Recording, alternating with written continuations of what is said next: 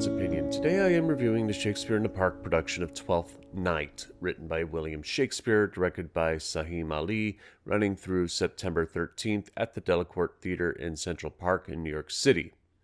There's no mistaken identity over my Patreon page, where I have early and exclusive content for as little as $1.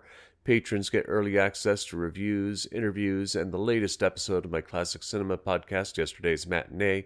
Currently available for patrons is the episode on the Max Ophuls film Madame de, and an interview with Jen Cody, Hunter Foster, and Sharon Playhouse artistic director Carl Andrus.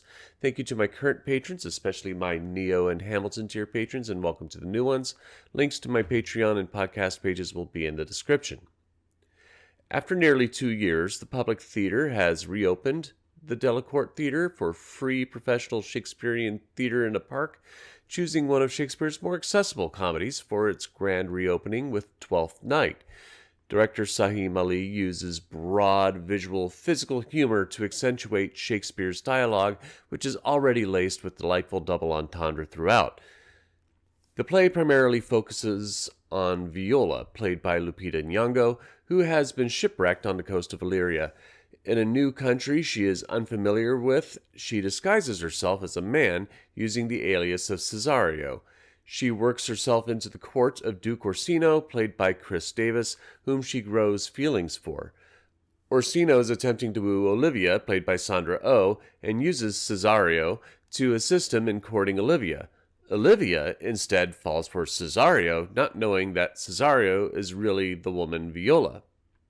Meanwhile, Viola's brother Sebastian, played by Lupita Nyong'o's actual brother, Junior Nyong'o, who Viola believes to have drowned in the shipwreck, with the assistance of his loyal sea captain Antonio, played by B, searches for his sister to determine her fate. In a subplot, Olivia's uncle, Sir Toby Belch, played by John Ellison Connolly, who has brought with him Sir Andrew Aguecheek, played by Jesse Tyler Ferguson, conspires with Olivia's servant Maria, played by Daphne Rubin Vega, and Fabian, played by Kapil Talwalkar, to convince Olivia's steward, Malvolio, played by Peter Dinklage, that Olivia is in love with him, that is, Malvolio.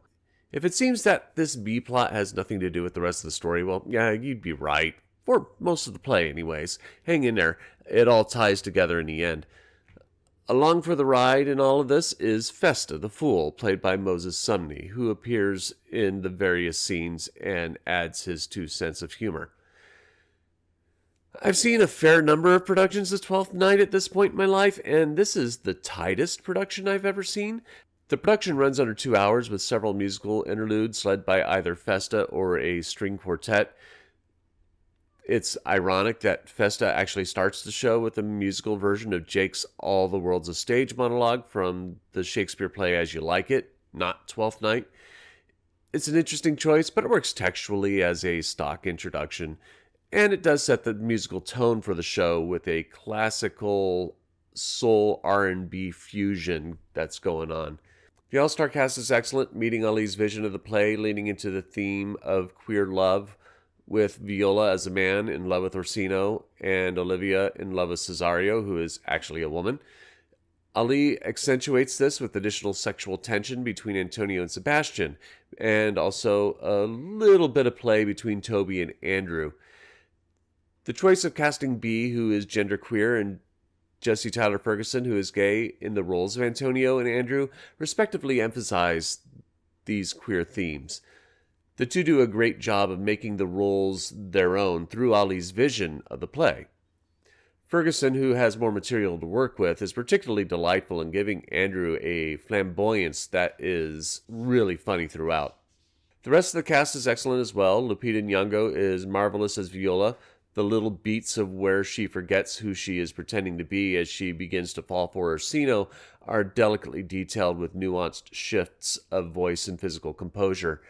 Chris Davis exudes a brilliant bravado as Orsino, chastising his acolytes with push-ups as discipline and posturing his well-chiseled physique across the stage as he expects everyone to kowtow to his every pleasure. Sandra Oh and Peter Dinklage are the real treats of the show for me. Oh shows her intellect as an actress, having recognized the rich text of Shakespeare, picking up on every nuanced cue of sexual subtext, and playing to them with a little turn of the face or raise of the eye. It's excellent acting that students should come to watch and learn from. Regarding Dinklage, his Malvolio is the most sympathetic I've ever seen. Usually Malvolio is presented as a pretty awful human being, condescending and abusive, so when Toby, Andrew, Maria, and Fabian plot against him, we as the audience revel in it with them. But Dinklage's Malvolio is presented as stoic, loyal, and misunderstood, so when he is being abused by the quartet later, we tend to feel more bad for him. Some of this may be due to Ali's edits with the text and in part to Dinklage's performance. Whichever is the case, it is definitely the most distinct, unique performance of the role. I commend Dinklage and Ali with taking the risk with the character. It works, insomuch as that it makes the character more complex and sympathetic, but it may not necessarily work in the context of this play as a comedy, and his mistreatment, especially in the latter third of the play, breaks its comic intent. Maruti Evans has developed a fairly simple scenic design with platforms that rise and lower into the stage that make up the set pieces. I love Bradley King's lighting, which makes the outdoor theater glow with color and atmosphere. Oana Botez's modern costume design is sleek and polished, with class exuding from all the various elite characters. Saheem Ali's Twelfth Night is a colorful, vibrant, and liberating reopening of the Delacour Theater, expanding and expounding upon Shakespeare's text with sexual intrigue, passion, and comedy. Though I like some of the daring choices with the characters, I think the Malvolio plot cuts some of the humor that is intended at the end of the play. But I am only one man's opinion, so be sure to leave yours in the comments below. If you'd like to see Twelfth Night, I'll leave a link in the description where you can get tickets. Also in the description will be links to my Patreon and podcast pages, and my social media handles where you can follow and support my work. You can also support me by liking and sharing this video, subscribing to the channel, and clicking the notification bell to be alerted to future reviews. My next review will be the off-Broadway production of Exorcistic, the rock musical. Thank you for watching, and I will see you at the theater.